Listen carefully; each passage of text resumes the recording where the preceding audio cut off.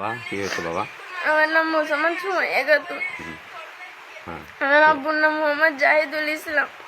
আজকে আমি ইজলি সাগেরটা উচ্চ বিদ্যালয়ে পড়ি, ষষ্ঠ শ্রেণীতে পড়ি।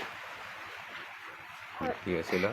আমি সকালে সুমন ভাইয়ের কাছে গেছি, যে জানলার কাছে বলছি ভাইয়া দরজাটা খুলেন, আব্বু বিকাশ থেকে 2600 টাকা বের করবো। পরে আমি করলো দরজা খুলে আসি, দাঁড়াও।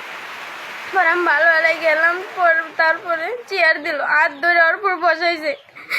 তারপর আমি যতবারই পিন করতে ভুল কয়, ওই তো ভুল কয়ে কয়ে কয়ে আমাকে দেরি হলাইছে।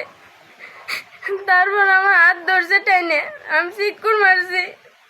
তারপর বই হাত দিয়েছে, তারপর টেকা দিয়েছে, তোর বাপ মা গরিব, তোকে 3 জনের পড়াশোনার খরচ চালাইতে পারে না। আমার কাছে যে দোকানে যা যা লাগবে সব কিছু নিয়ে যাবো, ফ্রি প্রতিদিন টাকা দিব আর আসবো আর দিয়ে যাবো। প্রত্যেকটা দিনই যে বের করছে, আচ্ছা, যা যা লাগবে দোকানে আসবো সব কিছু দিয়ে দেবো। আমি যতবার চেষ্টা করে আসি না, আমার হাত ধরে টেনে ধরে আমি চিকুন মেলে আমার মুখ চিপে ধরে, দরজা আটকে দেয়।